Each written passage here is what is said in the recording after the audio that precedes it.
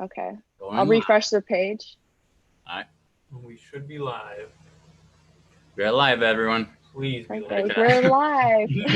All right. All right. Welcome, everyone. Thank you so much for joining us this morning.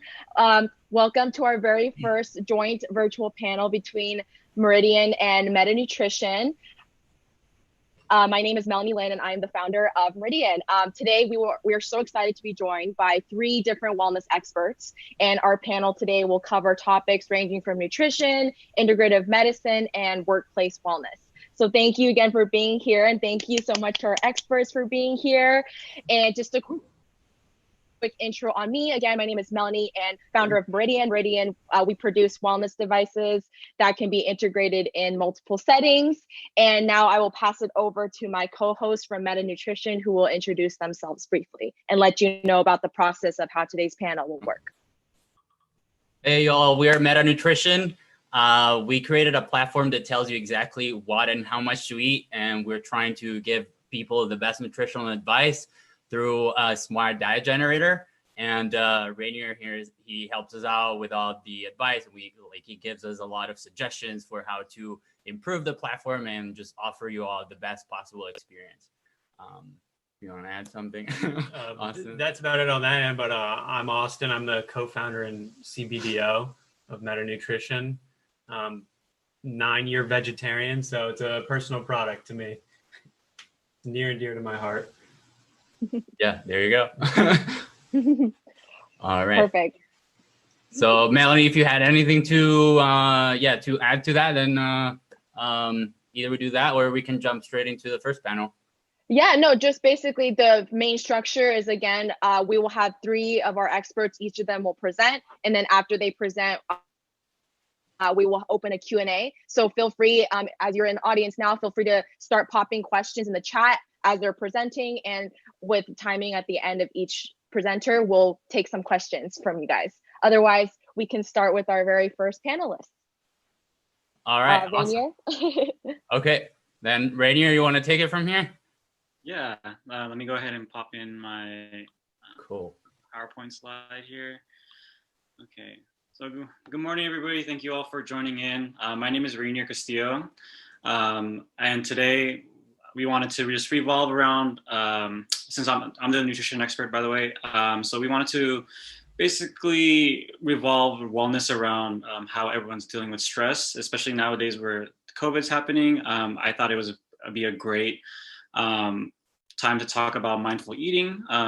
Mindful eating, we'll go ahead and discuss it, but it's a great way to reduce stress, especially if those who are using food as a way of coping around this time of during the pandemic. So a little bit about me. My pronouns are he, him, his. I do have a bachelor's in kinesiology with an emphasis in nutrition and wellness. Much of my time there, I did study the effects of fitness with cognition and mental health, which allowed me to also be certified as a personal trainer under the American College of Sports Medicine. And I also have a master's degree in nutrition and longevity in the school at USC School of Gerontology, where I focus a lot of my work on sports nutrition, eating disorders, pediatric and adolescent health, and I am a certified registered dietitian nutritionist.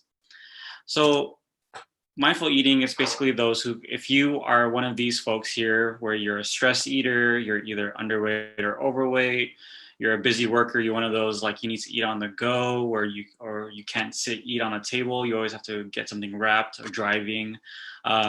If you feel like you've tried it all, maybe this is great for you.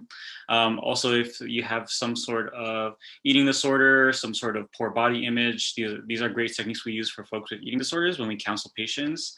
Or if you just have an unhealthy relationship with food, like you're one of those people that are just having such a hard time understanding portions and understanding like what should I be eating, how many meals should I be eating. So mindful eating is a great way for those people who can be experiencing these types of issues.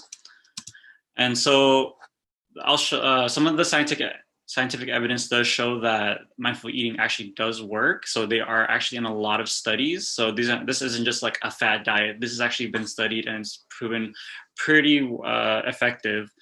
So for some examples, it's worked in different populations, such as adolescents, any age, like even geriatric populations, to show that mindful eating does help. It can help lower weight without having to even restrict food, so you can still eat the foods that you love, and that way you don't have to binge if you're on a restrictive diet, and it actually shows that there's a lot of benefits in your physiological health as well, such as this study by Dylan et al. That found that they actually reduced inflammation for those who do mindful eating. But overall, really great things here to think about if you feel like you can try mindful eating. So I want to compare it to the traditional approach to eating, where a lot of people, when they're trying to lose weight, trying to be more healthier, they go into the diet culture. And the diet culture, a lot of it, especially nowadays, a lot of people go into keto, fasting, paleo, which is not wrong.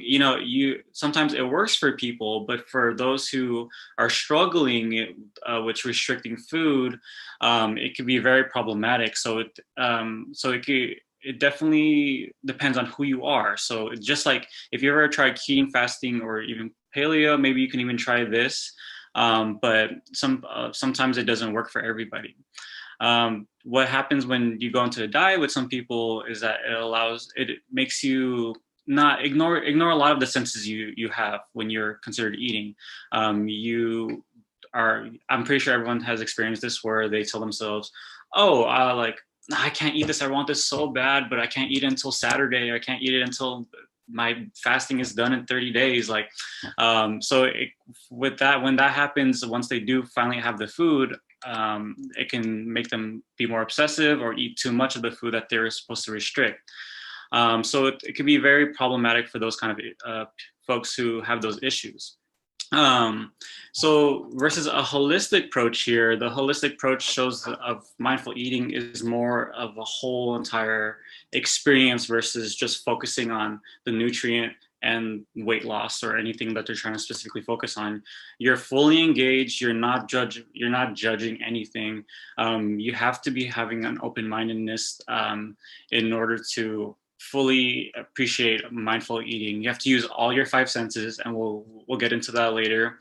No distractions. So basically, those who are eating while driving, those are kind of things like you don't practice when you're mindful eating.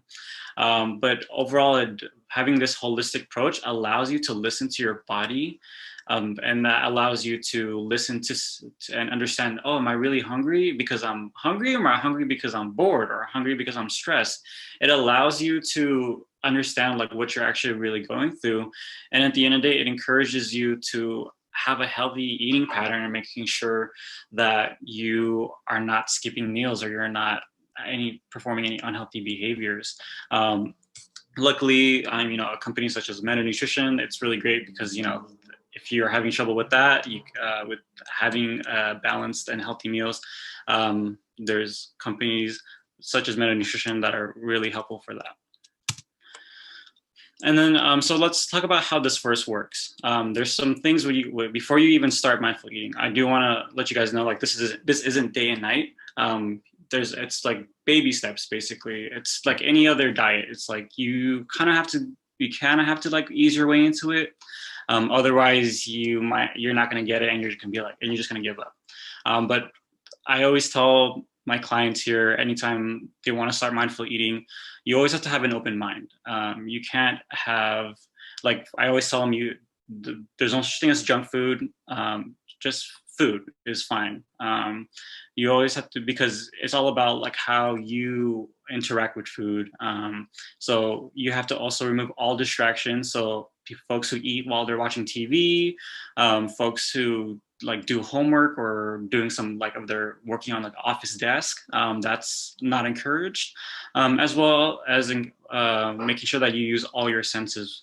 So for example, I have these list here of all the senses. So this is basically what you're telling yourself, what you're thinking while you're eating your food. So when you get your plate, when you have your food, you have to ask yourself, how does the food look like? Is it colorful? Is this something actually I'm going to finish, or is this something I'm going to have to take it to go, or I'm going to have to like set aside for later?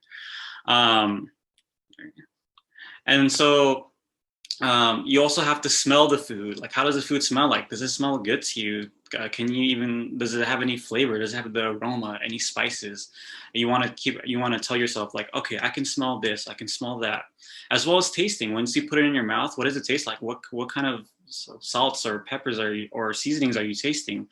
It's a constant talk to yourself, basically, to make sure that you are trying to really listen to what you're putting in your mouth, which goes to listening. Like, how does the food sound like when you're chewing it? Is it crunchy? Is it soft? Is it a mixture of all the above? And how does it feel in your mouth? Like, does it feel good? Is the texture nice? Is it smooth? Is it crunchy? So these things you constantly have to do when you're doing mindful eating. It sounds a little bit crazy in the beginning, right? Because it sounds like, wait, this is kind of like, it kind of sounds ridiculous. That's why I always say you have an open mind. Like, I promise you it does work, because it allows you to have a full understanding of your body with food. Oops. So here's some strategies I encourage you to try at home. So one, of course, turn off TV or just any distractions in general, especially when you're starting off in the beginning. You want to turn off all distractions to make sure you're listening to all your 5 senses. Do some breathing exercises and meditations when you're opening the fridge or when you're about to choose something on Uber Eats or Grubhub. Really like think about like meditate and be okay. Like what is my goal today? Like what am I going to eat? And am I going to eat because am I going to over order or am I going to over consume? I don't want that. So let me just take in a few breathing exercises, some meditations, any way you can think about before actually starting your meal. And then to wait to eat your food when you're sitting on a table. And then chew thoroughly. So chewing thoroughly, I think a lot of people do that, where you just have like 2 chews and you swallow right away. I think I'm sometimes guilty of that. But to make sure you're chewing thoroughly, and the way you can make sure you're chewing thoroughly is, like I said before, talking to yourself, asking yourself these questions like, what does it taste like? What does it texture taste like? That way you can allow yourself to be more thorough when you're chewing. And then after each bite, if you're having like, if it's a sandwich, you can put the food down. If you have utensils, put the utensil down. That way it allows you to think about what you just put in your mouth, think about what you just eaten. And then after each meal, also talk about like how good it was. Reflect on like how you thought the meal was. That way you can understand like, okay, it was really good. Actually, I think I want to either be full, I think I'm done eating this, or I think I want more, which is totally okay as well. So I always encourage after each meal, after you finish your plate, to wait 20 minutes after you eat, because there's some sensors in your body that tells you, it tells you when you're full. It takes about 20 minutes for your body to tell your brain that, okay, we're gonna stop eating, I'm full. It can take up to that time. So these are some strategies you can try at home in order to make sure that you're practicing mindful eating. So the take-home message is here that mindful eating is a holistic approach. It's used for weight loss, but I really encourage it for those, especially in this time of this pandemic, and we're using a lot of food to cope with our meals, to use it as a way to reduce the stress and making sure that you're fully aware of what you're consuming, and that you're consuming because you're hungry and not because of any stressful situations. It will help improve your relationships with food. It's not a cure at all. I'm not saying it's going to cure obesity. It's not going to cure any sort of diseases, but it's a great start. Like it's a great way to have like I said before, a better relationship with your food. And at the end of the day, only you can tell yourself what's good and bad for you. So everybody's going to be different when they're mindful eating. So even the different types of food you eat, it's going to react differently to other people in your body. So really take the time to understand who you are and what your body is like every time you eat. So mindful eating will definitely help with that. Here are some just more references. You can snapshot it or anything like that. But I think I am done there. I think I'll be now working on Q&A if anyone has any questions.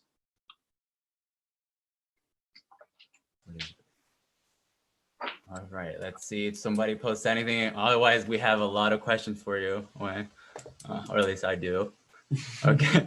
Well, okay. Yes. Well, while they pop up, so so while you were presenting, I had my dad in mind because he's like a perfect example of somebody that doesn't indulge in mindful eating, right? So like my question is, so if you have a person that's like, you know, their habit is really just like snacking, and like the first thing that they do is like, okay, if I feel like a little bored, then I'll just open the fridge and just like keep on snacking. So like, what would you say is the easiest way to like get started with this, coming from like that kind of habit background where you see food as like, okay, like, you know, snack time or something similar? Yeah, so if like someone's using snacks as a way to pass the time, you're saying? Either that or like just like when you're like slightly like, I don't know, like he watches TV like, you know, at night, and then the first thing that he goes to, it's like, I don't know, I'm gonna get some fruits because I need to, it's like a habit of like eating something while you're watching TV, right? So like, how would you say like it's the easiest way for somebody like him to just start like mindful eating? Yeah, I am a firm believer in baby steps. I believe even the smallest steps is a great way to get to the end goal. If it's someone who's like really you feel like it's difficult, we're really going to try the really small steps. So like something I would try to do is you know, if he has a snack, if he has like a bag of chips, you know, we would work on those bag of chips, and he can like talk to himself while he's eating those bag of chips. Or if since he watches TV at night or anything like that, maybe something in the morning when he's making coffee or when he's getting breakfast. So I would just choose like one snack or one meal throughout the day, and then just work on that from there. Eventually we want to allow them to do like any type of meals or snacks that they eat, even if they're in a restaurant. Like, it's one of those things where we can work on. But if it's going to be really small, then I would suggest like something like a snack in the beginning, and then work our way from there. Cool. Do we have any? Okay. Yeah, so just as a reminder too, when we first opened up the stream for anyone watching right now, the chat might not have been enabled. So if you refresh the link, the chat should be enabled now, just because we had a couple people mention that they couldn't post their questions. So just as a reminder. Yep. Let's see. Any question coming up?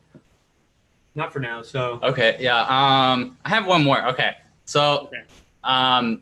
Is there any, like, what would you recommend for somebody that's getting started, and like, especially in a family setting where like, you know, you might have kids and they don't really care about dieting and they just eat whatever they want, right? So like, it's in a setting where it's like very difficult for a person to just start like, you know, a new diet regime just because you're exposed to so many like different foods like that you see like right in front of your face. So like, how would you like, what would you suggest in that situation? Like, or is there like any group that they could like turn to for like support or anything to just start the journey? Yeah, there's actually there's plenty of actually accounts, especially since the pandemic happened. There's actually a lot of online virtual meal supports that have been happening. I know one specifically. I don't know if anyone else wants to mention if they know any others, but if there's an Instagram account called COVID-19 Eating Support, and they do like every hour they have like live streams where you have like therapists, dietitians, like social workers. There are people who specialize in meal supports. They're eating on the live with you because normally they would work with patients in person because of this whole pandemic thing. They've moved virtual, and I think there's a person every hour where you can actually work with them, and they'll eat with you, and they're all trained in mindful eating as well. So that's a great thing to do if you want to do virtual. If you're in a family base, it's actually, I would recommend it. That's going to be really difficult, but if you're working with children, of course, we want to be careful with working with children, not make them obsessed about diet culture, because I think with kids, they're not crazy for that kind of thing yet. So we want to make sure that we can at least, it's a great thing to at least just sit down and have a meal with them. So family meals are great. They've actually shown, many studies have shown that kids actually have a lower risk of obesity when they grow up if they eat with their families. And so I assume the same with the parents as well. So if they eat in a structured family meal, that will actually help as well, versus if there was, because eating with people, I don't think eating with people is a distraction per se. It's great to be upfront with the family or with the other people you're eating with and tell them, like, hey, I'm trying this thing. And if the worst they can do is say, no, I don't want to try it with you, but it'll be great if the other people can try it with them as well. Cool. All right, then thank you, Ranier, so much. Very, very interesting and very, very useful. So I think we'll start trying it out too. Yes. Since we cook all of our meals at home. All right, cool. So yeah. Perfect. Thank you, Ranier. And again, if there's any last minute questions, feel free to submit them. And at the end of the event, if there's time permitting, we'll take them. But for now, we will move forward to our next expert, Dr. Karina Klimtchuk. And she is an integrative physician and the founder of Kai Wellness Center in Santa Monica. So feel free to take it away.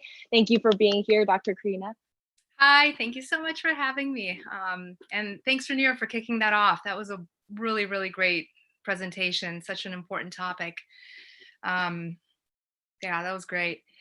I'm going to be talking to you guys about sleep, and that's a huge, gigantic topic that we'll cover a little bit of in these next 10 minutes. And I just want to say, well, you know what? First, let me do the screen share so you can see my little presentation to help keep us on track. Does that look good? Yeah, okay. That's great. All right.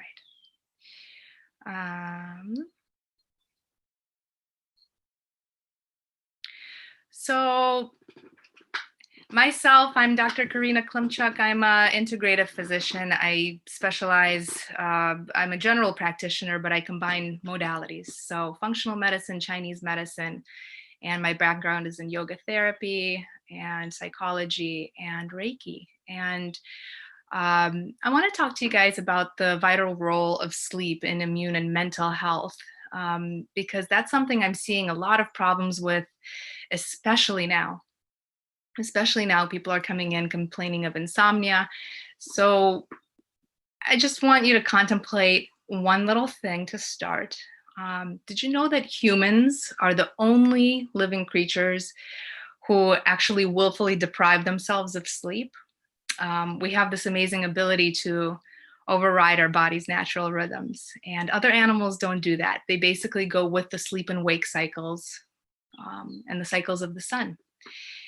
And I want you to just take a moment and take inventory of your sleep and think about things like, do you go to bed at a certain time or does it fluctuate?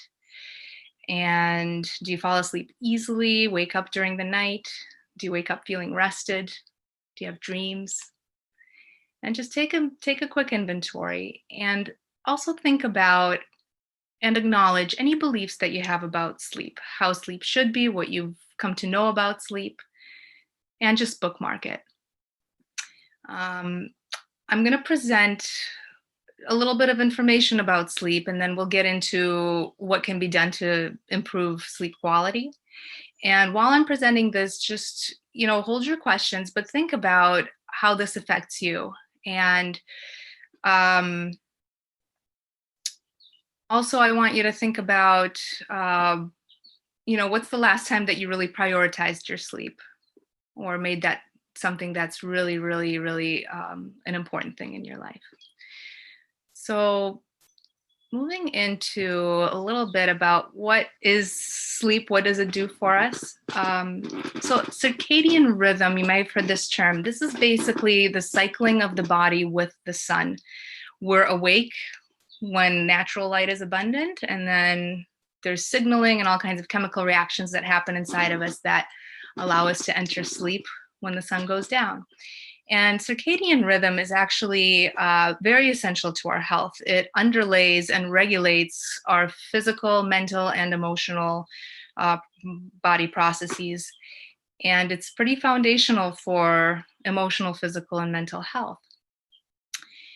The cortisol melatonin axis, so you guys might have heard of these are hormones, and cortisol is supposed to go way up in the morning. That's what gives us energy, and then it slowly wanes throughout the day, and as it wanes, it has an inverse relationship with melatonin, which actually gets higher and higher, and it allows us to enter a nice deep sleep. Now, the role of melatonin is actually neuroprotective, which means the hormone itself has certain qualities that protect the brain, keep us young, keep us focused, help us avoid things like early onset dementia, stuff like that. And if cortisol is way too high, and some people have this thing where they get really energetic right before bedtime, or there's like a second wind and you want to get all kinds of work done and things accomplished, well, that actually taps into the melatonin reserves, and you don't get the protection and the restorative qualities of the sleep for the brain. And this is something that really is closely connected with this next point here, which is the HPA axis. HPA simply stands for hypothalamus, pituitary, adrenal. And those are glands in the body. And they're basically like communication supertowers in the body. They regulate the stress response. And the hypothalamus and pituitary are in the brain. They respond to stimulation, to outside input. So if you're sitting under a lot of artificial light, there's a certain response that happens, versus if you're out in natural light, and then winding down in the evening with either candlelight or going into darkness. That informs the body it's time to sleep, time to produce these other sleep chemicals. And if that's compromised, then all kinds of health problems can actually start to develop. This leads to that third gland, which is the adrenal. And you guys may have heard of this term, adrenal fatigue. So when there's too much signaling going on, when there's too much stimulation to respond to, too much stress in the body, then there's a signal that goes from the hypothalamus to the pituitary down to the adrenals that say, hey, produce stress hormones, produce cortisol, produce more epinephrine, get up, get into, go into action, fight or flight. And if that system is overactive and going way too much and overdriving all day long, then of course, that is one of the biggest things that can impede being able to fall asleep readily and stay asleep. It also takes a toll on the adrenal glands themselves, and it can take a toll on the thyroid. I mentioned the thyroid here. The thyroid is a gland that is just part of the glandular system, and it has something to do with every single organ and every single cell in the body. So it's important to keep it healthy. So the effects on mental health. So sleep is also very restorative for our mental and emotional health. And all of this that I'm saying, I just want to mention, it's backed up by so many tens of thousands of research studies. This is all evidence-based information.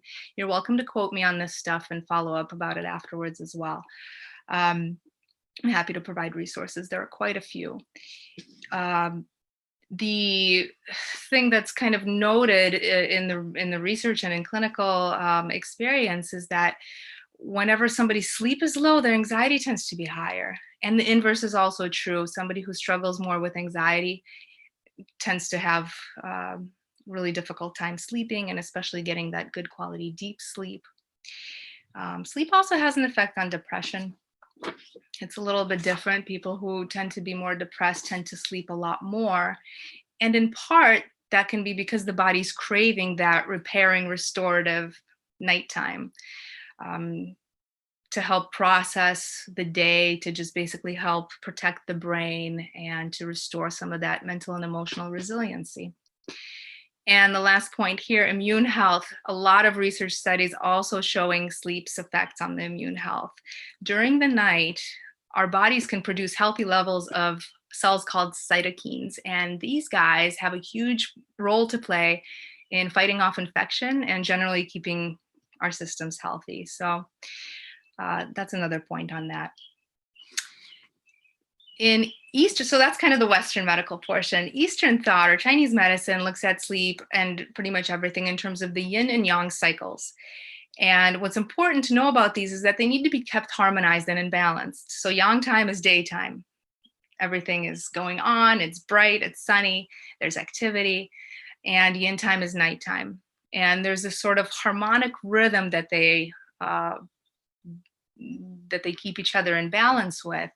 And it closely mirrors what goes on with the cortisol and melatonin fluctuations. The organ meridian clock, which you see pictured over here on the right, basically is a simple Chinese medical tool that says every couple of hours, a different organ's energy in the body is at the highest, at the strongest. So there's a little bit of correspondence there with the circadian rhythm. There's an importance to live in accordance with the cycles of nature and with the cycles of the meridian energy or chi flow, because the things that we do, and I'll get into this later when we talk about what can be done to ensure better sleep, the things that we do and kind of how we structure our day can have a huge bearing on whether or not we're able to easily get to sleep and stay asleep at night. And the last point is Shen. So Shen is our ability to perceive, interact, and communicate with the world. It's a Chinese medical term. It basically resides in the heart, according to that model. And when the heart is at peace and we're able to enter a deep sound sleep, the Shen is what helps us get there, and it helps us to stay asleep. And there are some other, Chinese medicine is just such an incredibly complex system, but that's just the quick point I'll make about that there. Really briefly, what happens when we don't get enough sleep or enough good quality sleep? There's different types of sleep. We want the deep sleep. More of the deep sleep tends to be restorative. Mental and emotional well-being is affected. Immune function, it can be dysregulated, and it can lead to hyperactivity or overinflammation during the day as the body's trying to make up for the lost time and the lack of the restoration and the repair that's supposed to be happening at night. Like DNA and cells get repaired during the sleep time. So if that's compromised, then there's going to be effects also on mitochondrial function, which is the energy production cells in the body. And it causes oxidative stress, which can lead to DNA damage, which can actually lead to premature aging. And one of the other things that's been really heavily researched is the effect on sleep on hormone cycles. So this is really important for women, especially because our hormones fluctuate a lot more than the hormones of men. And insulin, being a hormone, is also affected. So people who don't get really good sleep or do shift work tend to have a much higher incidence of type 2 diabetes and other issues, other diseases. So what do we do about it? Well, there's a whole lot of research and a whole lot of clinical experience that I'm happy to share with you about what really works. And oftentimes it's got to be customized. It can be different things for different people, especially in the Chinese medical system. There are different patterns that underlay the same symptoms. So you and I might both have trouble getting to sleep, or we might both be waking up at 3 a.m, which is incidentally liver time on the meridian clock, which is when a lot of the stress of the day comes up. You ever wake up at that time and it's like, all this stuff that happened, all these things I have to do. Yeah, there's something, the psyche's churning and trying to process. So the treatment or the intervention or the support looks a little bit different for different people, but here are some basic ideas. So the first thing I like to recommend is go back to the exercise I asked you to do in the beginning of this presentation, and consider how much do you actually prioritize your sleep? And see if you can really prioritize it if you're struggling with it, and if this is something you want to undertake as one of your health goals.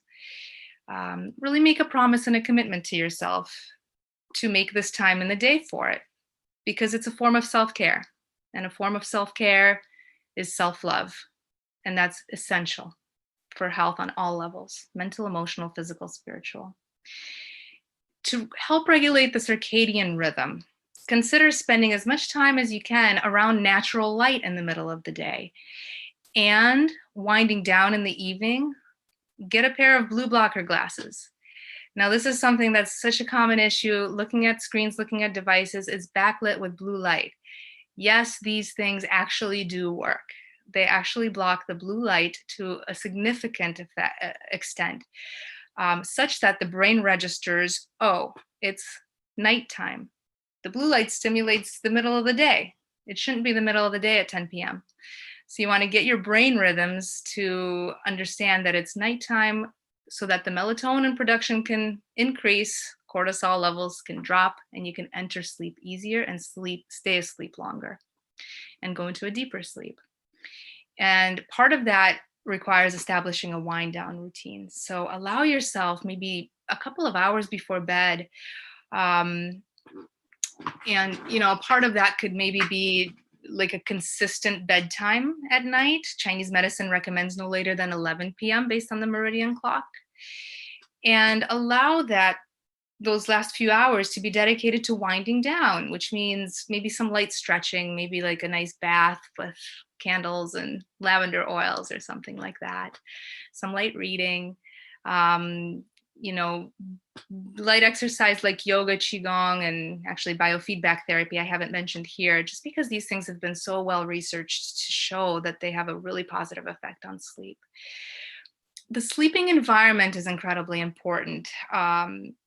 Brains are wired to respond to outside stimulus. So if there's any light coming into the room, that may be an inadvertent signal to your brain to stimulate the awake hormones and the awake wavelengths. And one great remedy against that is like either the light canceling curtains on your windows, or just sleep with an eye cover. Maybe earplugs to minimize sounds. And I always recommend unplugging devices, unplugging as much as you can in your room, unplug routers. Because even though it's a really, really subtle effect, the wavelengths that travel through the air from all the electronics, and especially the Wi-Fi internet, and especially now that it's 5G, are disruptive to the human body on a subtle level, but over time it accumulates. Nutrition is really important. So there are certain foods, first of all, try not to eat 3 hours before bedtime. That's important, especially not heavy meals. Avoiding caffeine, avoiding alcohol, eating more yin nourishing foods, which are cooling, which tend to be like either green or pale or white in color, cauliflower, for example, oysters, things like that, versus yang foods, which are a little bit more robust, spicy, warm, anything that's really hot, really pungent, avoiding that. There are certain herbs and supplements. In fact, there are lots and lots and lots, and I'll just mention a few here for the purposes of our presentation. Try something like L-theanine, magnesium glycinate, chamomile, valerian, skullcap, lavender oil. And again, there are just lots and lots of other ones that can better be customized to address each person's individual unique needs. And the last thing I want to offer as part of today's presentation is this, there's this little document that I created years and years ago, 10 tips for getting consistent restorative sleep. And that can be accessed through my website. I wish I could share it here, but I think the only way that I know how to share it is if you go and visit the website and opt into the newsletter, which comes out quarterly. And then you can get that 10 tips. So thank you so much for having me on and letting me share a little bit with you about sleep, some information, and hopefully you found some useful tips. I'm very happy to answer any questions. Thank you so much. That was amazing and very well and informative. Yeah, We that's actually great. do, yes, we have a question from someone from the audience. William was asking, are there any health detriments to sleeping 9+ hours consistently, or are there benefits, if any? So 9 or more hours is in Chinese medicine thought of as a yang deficiency. So in that case, you can actually boost the yang energy. Now, remember, we want to keep them in harmony. So, anything that's going to be too little or too much could be problematic. Not necessarily. For some people, that's what their body needs. And especially if you're going through a period of stress or perhaps fighting off some kind of a sickness or infection. But if that's more of a chronic kind of, lifetime issue, that may be depleting some of your energy that should be more active and reserved for the day. And without getting really biomedical and technical, I can't go much deeper into answering the question, but I would recommend doing more exercise during the day and perhaps eating some of those yang foods, just a little bit more of the spicy, of the pungent. Cinnamon is a great one to kind of boost that yang energy. So you get more benefit from a little bit less sleep, like 7 to 8 hours, 7 to 9 hours is good, but more than 9, that sounds like it could be part of an imbalance. Great, thank you. And our next question for you is, what are some common risk factors that can lead to sleep disorders? And what can we do to prevent or alleviate some of these factors once we're aware of them? So often undiagnosed, thyroid disorders, also often undiagnosed is sleep apnea. A lot of people, even people who don't necessarily snore or don't present like the typical snoring type of person could have sleep apnea. And that can be an issue because you're not getting enough oxygen at night. And because you're not breathing well enough, you're actually not entering deep sleep, which is that really quality restorative sleep that's so essential. Other risk factors, oh gosh, and this is just life. For women, like premenstrual, like PMS symptoms can cause sleep disturbance. Perimenopause, there's a significant dip in the yin energy, which is corresponding with estrogen. There's a big dip in estrogen. That can be a big issue. So you asked about prevention, following some of this sleep advice, minding the circadian rhythms and establishing a wind down routine and really ensuring a great supportive sleeping environment are some of the keys for prevention. And that not only helps to get a better sleep, but it also supports the body in healing or recovering from, or not even developing some of those issues that I just talked about. Perfect, great. And our last question for you is, can I make up for a lack of sleep with power naps? Kinda. Power naps don't get you into the deep sleep. So while I completely encourage them, and I encourage them in the first part of the day, don't take a power nap like after 3, because then that really creates issues with the cortisol cycle and can make you have a harder time getting to sleep or staying asleep at night. So I recommend power naps. They're very restorative, and they're not quite going to make up for a lack of sleep at night. Sorry. Perfect. All right. That's great to know. It's good to know. Thank you so much, Dr. Karina. And once again, for our audience, again, if there's any questions that come up later on, feel free to still submit them. If there's time at the end, we'll take them. Otherwise, thank you so much, Dr. Karina. Thank you.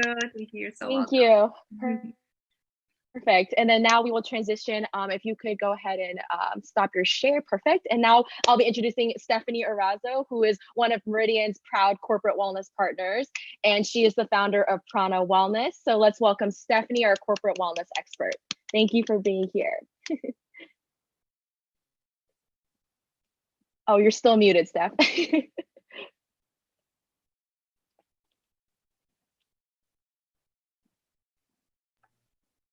There we go. Perfect. Can you hear me? Yeah, we can. Hi, everyone. I'm Stephanie. As Mel said, I'm the founder of Prana Wellness, and I love working with Melanie and Myridian. It's been awesome. And Dr. Karina, we're going to have to talk. I'm in yoga therapy as well. I'm sure that you know Dr. Larry Payne. I'm sure of it. So yeah, I wanted to bring you guys the perspective from wellness for the working minds, wellness in the workplace, whether you're an entrepreneur or you work from home outside of COVID.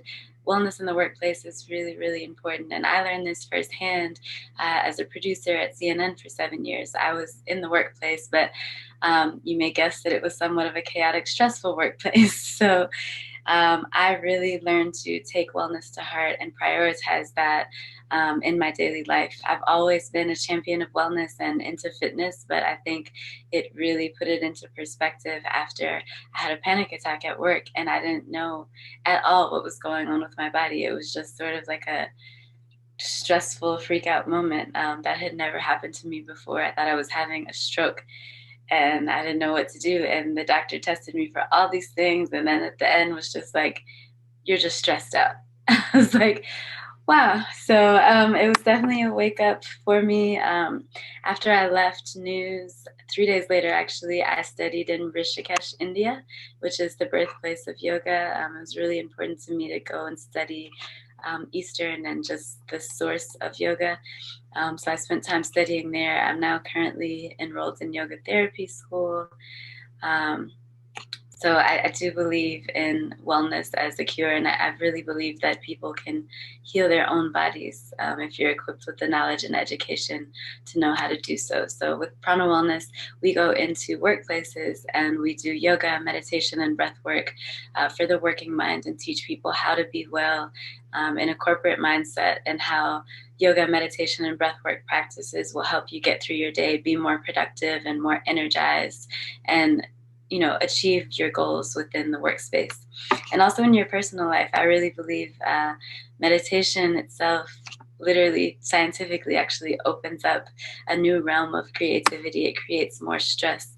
By meditating, you're sort of bringing your stress level down every day. When you're not meditating, your stress level it builds. You have, say, 10, I call them stress points, 10 stress points a day. When you're not meditating, you go into the next day and accumulate a new set of 10 more stress points. So by not reducing them with things like meditation and mindful eating and sleep, you're increasing those stress points. So you bring that into your next day. And I think you're just creating more creative space for yourself through meditation and breath work. Let me see if I can move okay, here. So meditation, the way I like to teach meditation is through BLT. Breathe, listen, and think. And I think that's really important. Anytime you're making a decision, anytime you're in a very stressful period, if you're going into a meeting, if you have a call with your boss and you're unsure about it, or if you're trying to close a client, it can relate to all things in work. Breathe, listen, and think. And the breathing part is very important. I can't tell you how many times I've seen people physically not breathing, and because I'm trained in it, I can tell, and I sometimes go and tap you on the shoulder like you're not breathing, because people, they're so tight. When your shoulders are tense like this and your fists are clasped or you're gripping something really tightly, you're probably not breathing correctly. And also posture has a lot to do with the way you breathe. So try to sit like this for now and just crunch up in your seat, everyone, if you can, and then try to take a really big deep breath. It almost feels stressful to do that. It feels very constricting. Now open up and relax your shoulders down your spine and just have a really proud, tall chest, and then try to take a deep breath in. So it's a huge difference in the way your airways move and your energy. I mean, think about if you just sat like this all day, it's horrible for you. So I think breathing is really important. There's a difference between breathing in through your nose and out through your mouth. I'll get to that in the next slide. But breathe, listen, think is the basic meditation technique. If you're beginning in meditation, a really great practice is meditation bells, or chimes as I call them. So pick something, a noise in your life that happens daily. It could be a baby crying, it could be a car door closing, a dog barking. And every time you hear that sound, take a meditation break. So this can be anywhere from 30 seconds to 5 minutes, but it involves breathing, listening, and thinking. So you're going to take 3 deep breaths in through your nose and cleansing breath out through your mouth. And then you're going to listen to your body, check in and say, what am I feeling right now in this moment? What am I thinking? What is my body doing, etc. And just take sort of a mental and physical inventory of your own body so you can check in that way. And then think about it. Just think, okay, what do I want to do with this energy? Do I want to give this negative thought any more energy? No.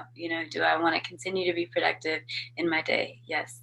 So just make those conscious decisions on how you're going to move through your day by breathing, listening, and thinking.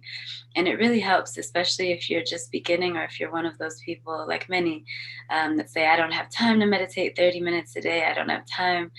Trust me when I tell you that when you meditate, you are actually creating more time in your day. I mean, we all want to have Beyonce hours, as I call them. She, I think, has 72 hours in a day. But you are creating Beyonce hours by meditating, if that makes sense, because you are freeing up more brain space for that extra creativity and that extra productivity. So once you start to make it a habit, then you'll realize, maybe I do have 45 minutes for meditation. That's typically what I spend. And before, it's like, no, I can never carve out 45 minutes for meditation. But if you start small like this, with just breathe, listen, think for short periods of time, you'll start to crave it, and your body will start to react to it in that way. That's meditation. And then for breath work, as I said, there's a difference between breathing in through your nose and then out through your nose and breathing out through your mouth. In yoga, we teach breathing in and out through your nose. It's very calming effect. It helps with your immunity, and it helps bring your stress level down. Think about the last time you were physically active. If you were doing a really hard workout, I like to box, and I also like to hike, both of which are very physically tasking exercises. So if you are climbing up a mountain and you get to the top and you start to do this, I mean, look at my body, look at my shoulders and how much energy I'm exerting. I don't know if anyone here is a swimmer, but if you're swimming and your head is physically moving like this, you're exerting so much energy. Same thing with breathing. So I always tell people, in order to bring that calm across your body, close your mouth. Anytime you're doing any really hard physical workout, you'll see the difference. If you can breathe in and out through your nose, you'll physically feel the difference. The time that I recommend a cleansing breath, which is out through your mouth, is if you really need to let go of toxic energy. So in yoga, when I'm teaching, I will cue a cleansing release, and this really helps. If you're sitting at your desk and just life is getting the best of you and you're just having a stressful work day, just put your hands down at the side of you, roll your shoulders back, and just take a big inhale. Exhale out your mouth. You can do that 1 to 3 times, and it's cleansing. It's letting out all the toxic energy that you've built up. But otherwise, in and out through your mouth really reduces that stress level. Cleansing out of your mouth is really just about releasing toxins. So we're going to try these 3 breaths quickly. 16 counts to calm is something that you can use in like the most stressful situation. If you are like at your wit's end, if you are about to yell at someone in the workplace or your boss or a coworker, if you are just about to lose it, 16 counts to calm is a really great breath. You want to do 4. This is all in and out through your nose. So 4 in through your nose, hold at the top, 4 out through your nose, and then hold at the bottom. So we'll try it together. Just close your eyes and sit up really straight. Relax your shoulders down, and I'll walk you through it. I'll cue you. Inhale through your nose. 1, 2, 3, 4. Hold. 1, 2, 3, 4. Exhale. 1, 2, 3, 4. hold, 1, 2, 3, 4. One more, inhale, 1, 2, 3, 4. Hold, 1, 2, 3, 4. Exhale, 1, 2, 3, 4. Hold, 1, 2, 3, 4. And then just allow your breath to be still. Open your eyes if they're closed. And you can just feel, I like to tell people when you're doing meditation or breath work, whatever it is, try to sit with it for 30 seconds afterwards. A lot of times, so many of my clients after breath work tell me, I feel high, I feel dizzy, I feel lightheaded. And it's completely normal to feel that way. I promise you won't pass out. We're not doing anything crazy, but it's literally your emotions and your feelings that whatever you're experiencing in that moment, it's coming up through your throat. It's kind of being manifest in your body. So if you feel a particular way, whether it's good or bad after your breath work, that's common. It's just your body acknowledging what you're feeling. So just try to sit with it, whether it's good or bad. I mean, you could say, hey, that made me feel really amazing, or hey, that really made me want to cry. And both of those are fine. You just let it come over your body. So that's 16 counts to calm. It just takes your focus away from the stressful moment you're experiencing. And then victorious breath, it's one of my favorite ones to teach, or Ujjayi breath in yoga. The Ujjayi breath is in through your nose and out through the back of your throat. It sounds like a seashell that you blow into and you kind of hear the ocean. It's an oceanic breath through the back of your throat. I also describe it as the Darth Vader breath. So think of, I'll do really awkward demonstrations, so come close. In through your nose and then out.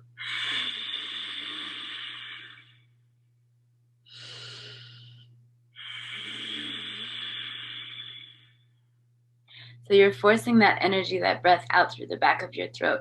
This is with a closed mouth the whole time. So it's technically in and out through your nose, but you're pushing it out through your throat on the exhale.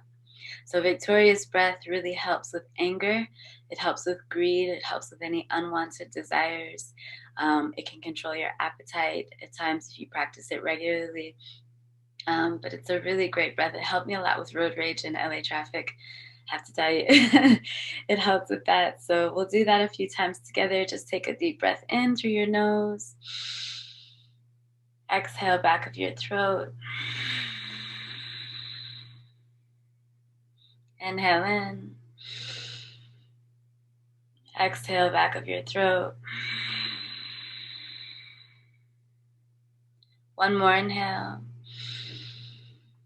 Exhale.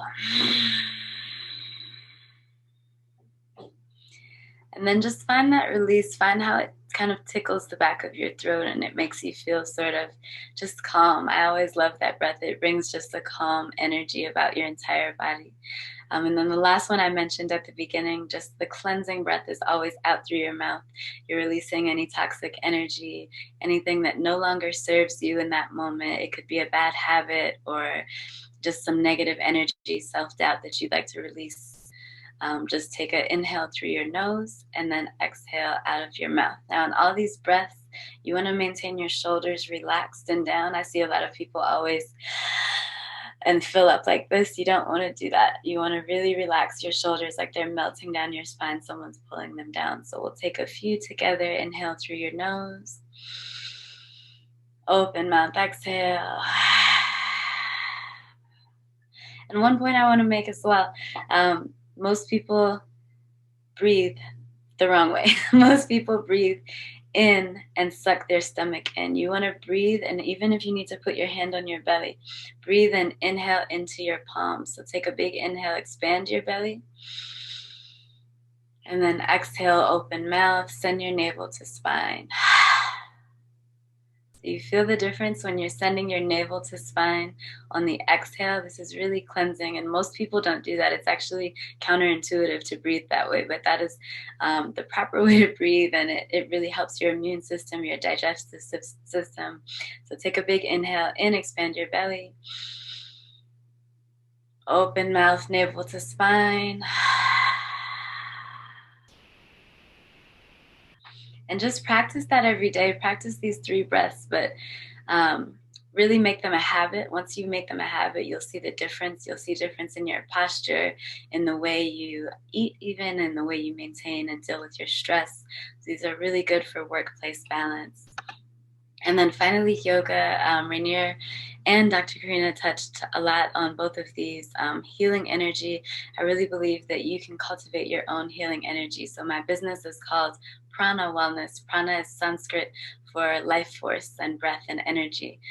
You are the master of your own energy. You know, what you allow into your space in a daily basis just dictates the energy that you're projecting out into the world.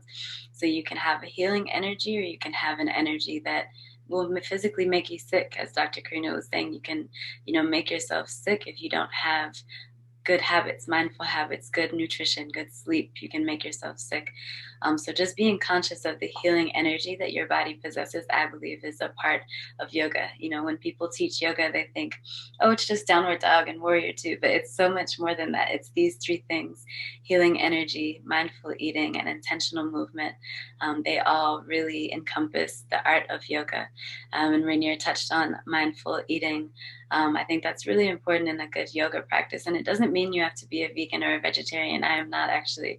And that surprises people sometimes. I mean, I could be. I have moments where I just eat veggies and that's how I'm feeling. But I think mindful eating is really feeding into your body and knowing what your body wants in that moment in time, and listening to yourself. I know Dr. Karina can talk a lot about probably the doshas, the 3 doshas, pitta, vata, and kapha, energy, and just being mindful of what your body needs, because everyone's body is different.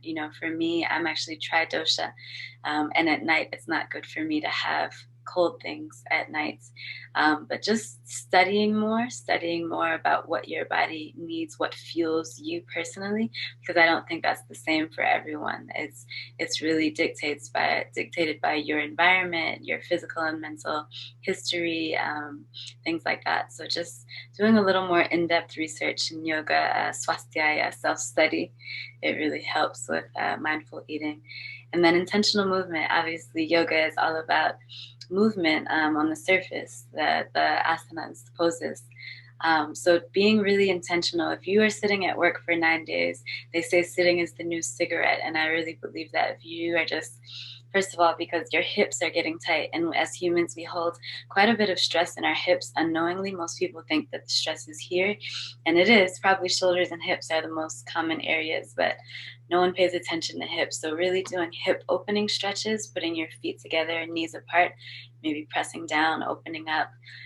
But being really quite intentional about your movements on a day-to-day basis, taking a walk once we go back to the workplace, taking a walk around the block. When I was at CNN, sometimes it would just be so stressful, and I would just get up and take a walk 3 times around the block. And when you're walking, that's intentional movement. Just try to notice the birds chirping. Try to notice I'm sitting in front of a window, like the leaves moving, and just try to notice small things. You're creating abundance. You're creating a peaceful energy within your spirit by doing those things. Being intentional about stretching. So it doesn't just involve going to a yoga class, but these 3 things, I think, are the forgotten parts of yoga. Because you can do other intentional movements outside of a yoga class that will help you, especially when you're working. And I like to teach in all my yoga classes, especially for, I'm sure everyone on this call is on their computer a lot. So I teach a lot of wrist exercises. You can just do this. This is a very simple one you can do at your desk. Wrist exercises. You can also do it where you're taking 1 finger at a time, pulling your finger back, and then grabbing here, here, and here. And then grabbing your thumb and pulling it back. Who thinks to stretch their thumb? No one. But these are very important when we're on our computer all day. Here. And your neck. We all text a lot. We all lean forward a lot. So really being mindful. Pretend like someone is grabbing your ears and pulling your ears up like this. So think of having your headspace like this all the time. And your scapula, which is back here, think of having your scapula like pressed against a wall. so that, I mean, it sounds a little awkward, but eventually you get used to it. But those types of intentional movements help your breathing, they help your stress level, believe it or not. So I think that is almost it. Yes. Here's how you can get in touch. Prana Wellness, we are doing everything online now until further notice, but we are in your workplace still virtually doing classes. Melanie teaches some of the classes, so join us anytime. We do yoga, meditation, breath work, and bootcamp fitness. Melanie teaches some awesome bootcamp classes for us, so definitely join us. And I'd love to answer all of your questions. Thank you so much, Steph. That was amazing. I'm already doing some of those stretches now. Perfect. We have one question from the audience from Alessandro. Would you recommend meditating after yoga or exercise in general? Yeah, the only time I say I don't recommend meditation, because I think meditation can be done at all points of the day.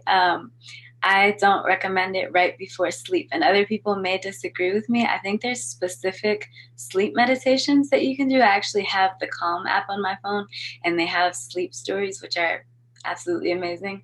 But to do a silent, just sit meditation practice right before bed kind of drums up a little bit of energy, even though that sounds a little backwards.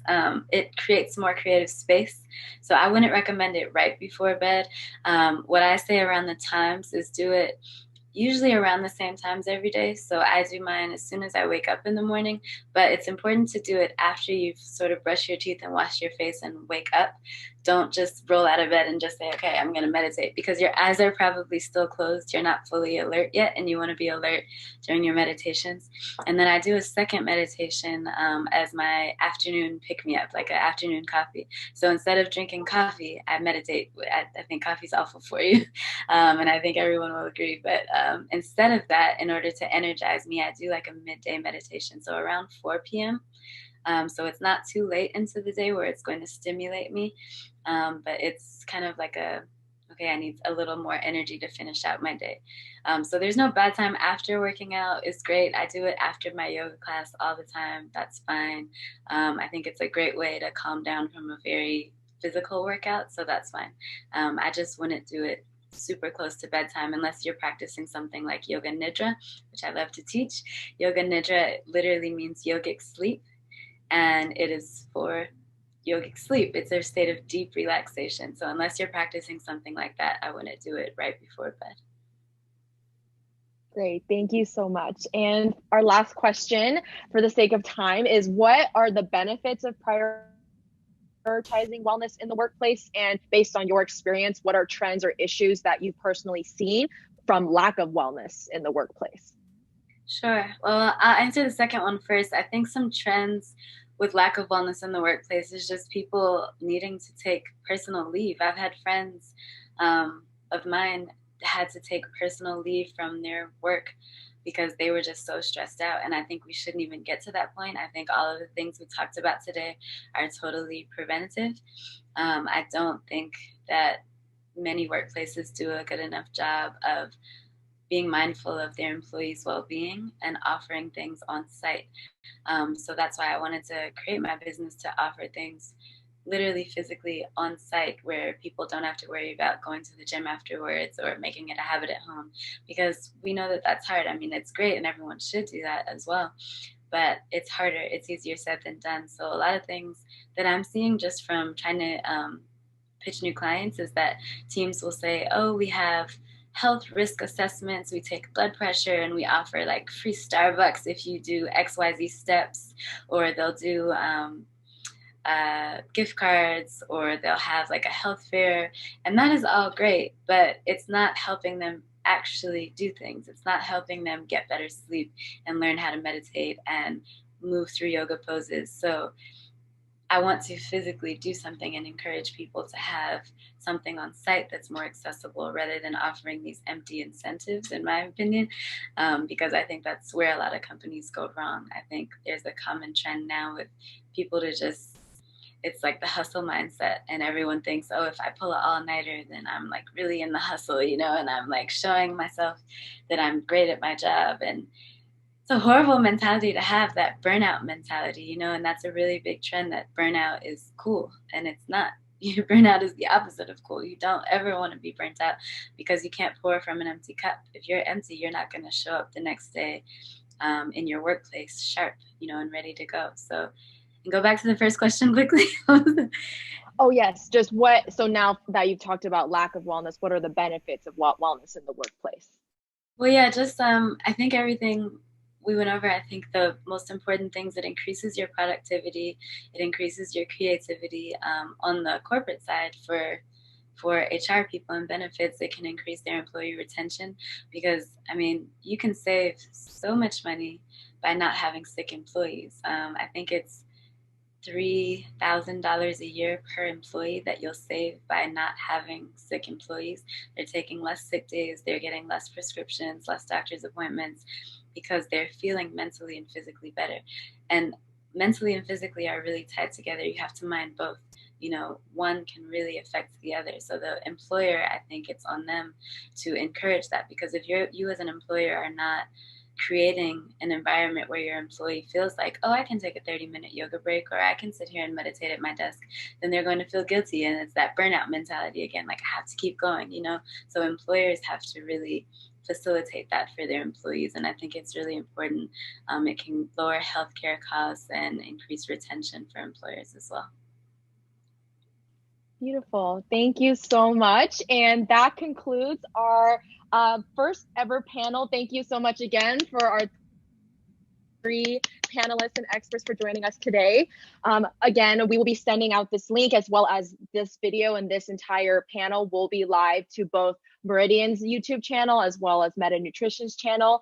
And I forgot to mention this in the beginning, but we are accepting donations to BEAM, the Black Emotional Mental Health Collective. So in the link that I sent out to all registered attendees, if you would like to still submit a donation, we are still accepting them. But otherwise, we hope we will do this again. Please let us know any feedback. We'll also be sending out an email so that we can follow up with those of you who are able to join us this morning.